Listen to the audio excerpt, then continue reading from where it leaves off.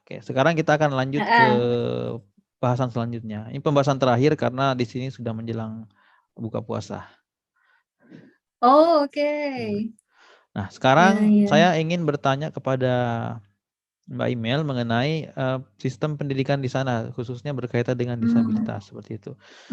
Pada saat Mbak ke sana, apa sih yang Mbak rasakan berbeda dari fasilitas umumnya di kampus mungkin atau di kotanya yang memudahkan disabilitas? Jadi di sini itu asesmennya itu dimulai dari sebelum saya kuliah. Jadi kuliah itu kan dimulai saya September, ya akhir September. Jadi mulai dari Agustus saya sudah dihubungin oleh pihak universitas menanyakan tentang keadaan disabilitas. Jadi saya mendapatkan terus belajar saya online ya, di awal itu saya online. Jadi kalau di sini sistem pembelajarannya itu, sistem pendidikannya itu pakai term. Term itu terdiri dari 3 bulan, jadi per 3 bulan. Jadi nggak per semester kita di sini.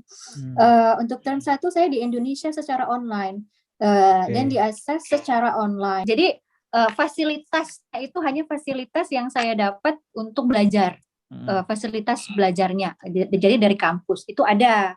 Saya dapat note taker, saya ada study assistant, itu yang bersama saya ketika di kuliah, ketika live session di kuliah itu ada. Sedangkan ketika saya sampai di sini agak sulit karena memang ini pandemik ya. Jadi saya datang memang bukan di saat yang tepat gitu.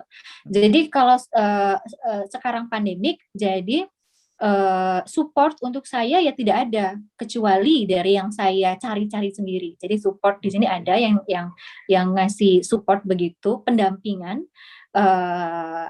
Pendampingannya juga saya tidak butuh begitu banyak karena tidak melakukan banyak berpergian itu nggak terlalu banyak kecuali belanja juga saya kadang-kadang online. Jadi hanya sesekali Tapi saya kalau butuh belanja itu pendampingan. kan di luar ini Mbak, di luar urusan kampus Mbak kalau belanja. Atau itu juga Nah, didampingi? kalau iya bukan dari kampus ya, dari yang saya cari-cari sendiri. Di sini ada beberapa seperti company begitu yang kasih support untuk orang-orang dengan disabilitas netra gitu ada. Jadi saya cari-cari sendiri kalau itu. Oh, ada ya. Kalau dari ada. Kalau secara sebelum pandemik, jadi normal ways-nya gitu ya. Cara-cara normalnya itu tadi kan saya bilang saya ada note taker, ada study assistant.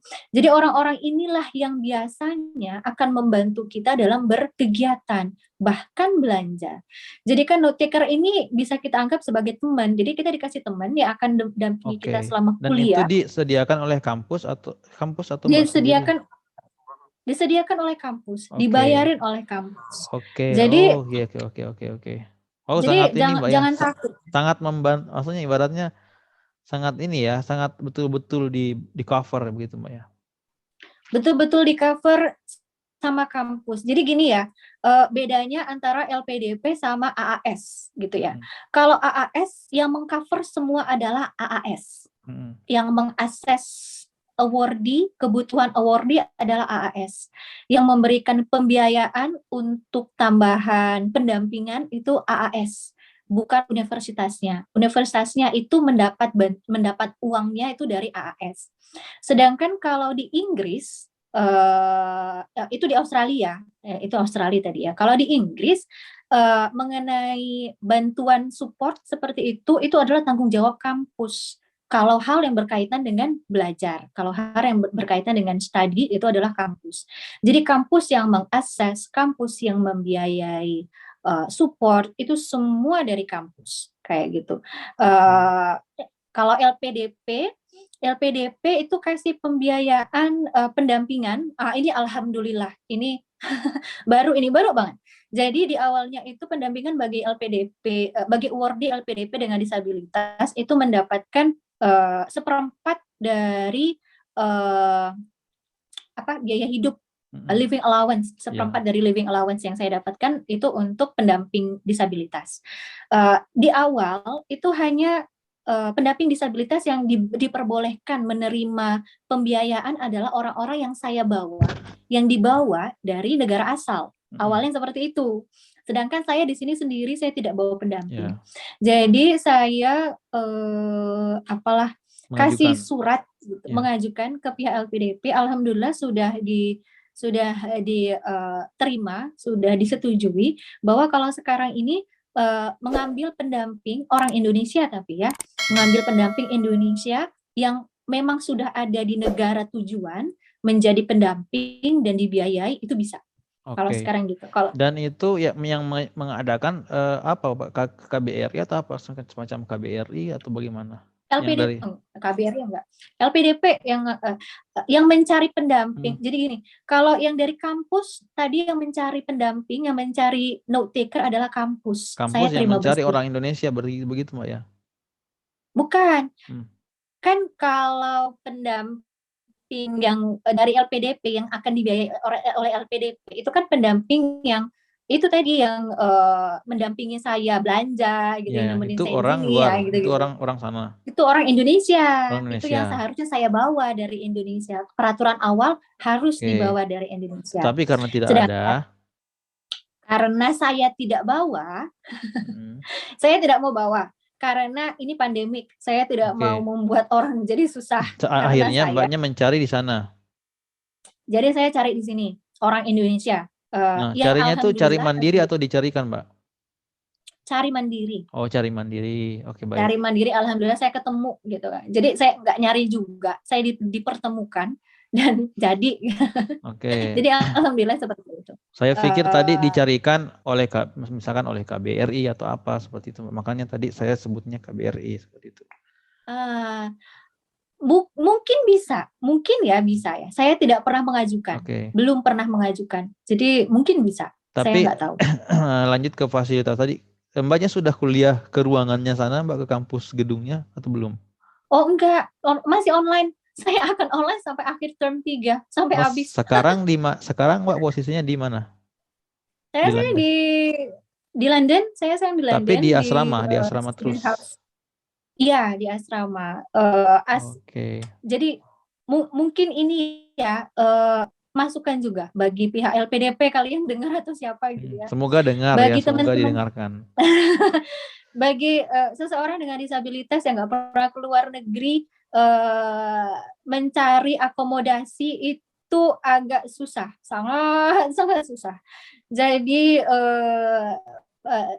ada difasilitasi sama kampus memang, cuman saya rasa ada baiknya juga kalau LPDP mau ikut repot gitu, menambah kerepotan LPDP untuk kasih rekomendasi akomodasi bagi yang disabilitas maupun bagi teman-teman yang lain, karena itu akan sangat-sangat membantu. Tetapi banyak udah di sana memang itu kewajiban dari kampus, Mbaknya harus ke London meskipun online atau bagaimana? Atau itu inisiatif Mbak, saya mau ke London aja?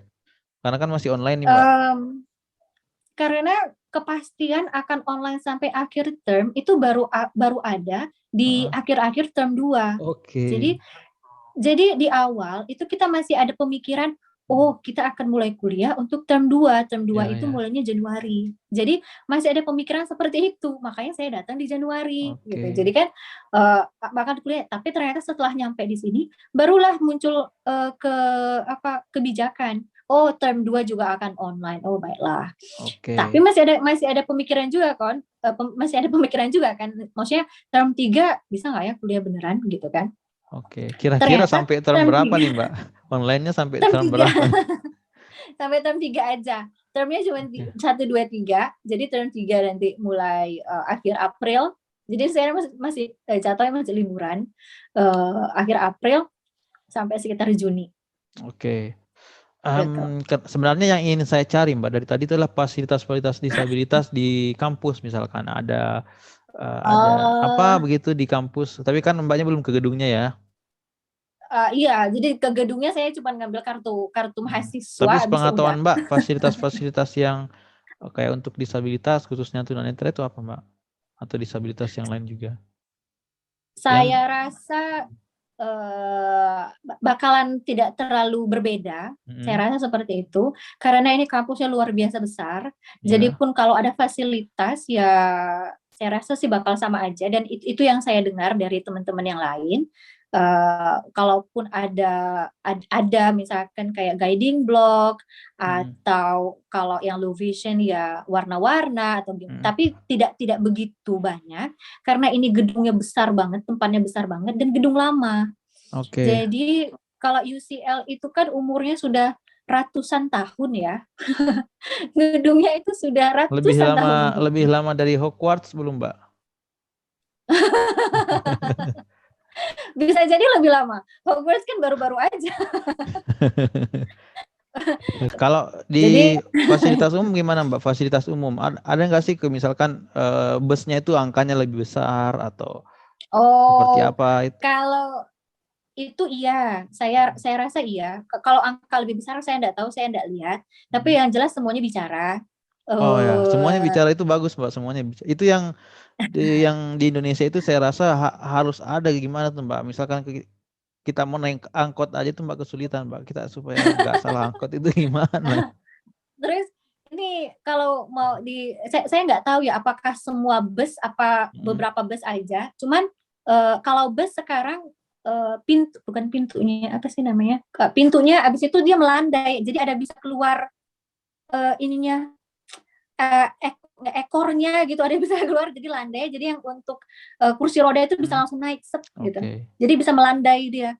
Jadi untuk kursi roda bisa naik. Saya nggak tahu semua bus atau beberapa bus aja, saya juga kurang paham. Cuman fasilitas seperti itu ada. Yang lain sih gini ya, kalau saya nganggapnya jadinya kalau sekarang gimana adaptasinya itu bukan lagi ke aksesibilitas bagi teman-teman disabilitas. Jadi lebih ke universal design ya. Jadi nggak yang guiding block di mana-mana gitu, enggak. Guiding block ada, cuman hanya di beberapa tempat. Jadi kalau saya tanya teman-teman tunanetra yang di Eropa gitu ya, cara mereka navigasi jalan-jalan itu gimana sih? Itu mereka pakai aplikasi. Jadi sebenarnya guiding block itu apa ya? Mungkin masih ini ya, mungkin bokeh tapi bagaimana, Mbak? Mungkin guiding block itu seberapa efektif sih untuk saat ini tahun 2021? Kalau saya bilang sih sangat efektif kapan aja ya. Karena di sekolah saya itu guiding block di semua tempat. Saya jalan di mana-mana, sekolahnya lumayan besar tanpa tongkat, hanya berdasarkan guiding block itu bisa. Jadi kalau untuk tunanetra enak banget, guiding block itu luar biasa. Itu guiding block itu kan mungkin caranya gimana sih, Mbak? Ke guiding block itu caranya gimana sih? Kan dot titik-titik di jalan gitu kan. Jadi kan kalau kita ngerasa tactile sensory gitu ya kan. Jadi kita kan ngerasa gitu. Oh ini jalannya lurus ke depan gitu. Habis itu beda kan, ada yang titik-titik, ada yang panjang gitu kan. Kalau titik-titik itu kan biasanya itu menunjukkan ini tempat, ini sesuatu tempat, bisa jadi persimpangan, bisa jadi gedung, bisa jadi apa, bisa jadi pintu gitu ya. Kalau lurus itu biasanya jalannya lurus kan gitu. Jadi enak bagi tunanetra, tapi mungkin tidak terlalu nyaman bagi yang kursi roda kan gitu. Makanya sekarang jatuhnya jadi universal design, semua harus bisa pakai. Jadi yang ada tactile-nya, yang ada guiding block-nya itu biasanya hanya di beberapa tempat, kayak di persimpangan, menandakan oh di sini ada sesuatu nih, persimpangan atau apa gitu, atau enggak ya gitu-gitu deh, atau enggak di jalan yang kalau Mbak lihat di sana selama Mbak di sana udah berapa bulan di sana? Dari Januari saya 4 bulan ya. Fasilitas yang untuk disabilitas itu semacam jalan yang landai, blok yang tadi itu emang ada atau kayak formalitas ada aja? Karena kalau mungkin di Indonesia di beberapa tempat itu seolah-olah hanya formalitas ada, Mbak, aja, karena saya pernah lihat ada yang landainya itu landai banget. Saya bilang gimana caranya orang naik kursi roda bisa lewat sini? Kan ini curam banget, sangat curam.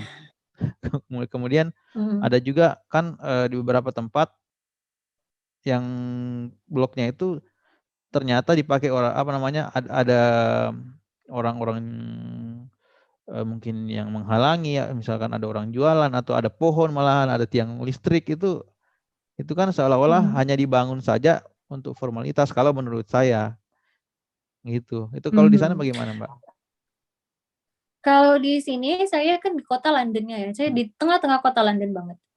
Jadi fasilitas umum berjalan seperti yang memang seharusnya. Jadi ya pasti nggak ada orang-orang tengah jalan itu jualan atau tiba-tiba parkir. Tidak ada parkir malah di sepanjang jalan saya ini. Tidak ada parkir karena parkir itu sudah ada tempatnya. Ya. Jadi orang di sini menggunakan pedestrian jalan itu ya memang untuk jalan. Sepeda, jalan atau sepeda gitu. Jadi itu tempatnya yang enak gitu. Dan yang namanya jalanan itu kalau yang paling baik ya kan nggak ada yang tiba-tiba turun jeblok gitu kan. Ya, benar. Kalau di Indonesia kan Itu masih memang umum ya, Mbak ya. Tiba-tiba di sini patah ada gitu. Di sini nggak ada. belum ini. Jadi semua melandai gitu. Jadi kalau mau pakai kursi roda juga pasti bisa di sini, walaupun pastinya susah lah, di mana-mana juga susah. Tapi bisa pakai tongkat apalagi enak banget gitu kalau jalannya lurus-lurus aja. Jadi ya itu sih fasilitas umum sesuai dengan sesuai dengan keperuntukannya. Jadi nggak ada yang menyalahi gitu, nggak ada. Di sini saya sih nganggapnya sih asik-asik aja jadinya. Oke.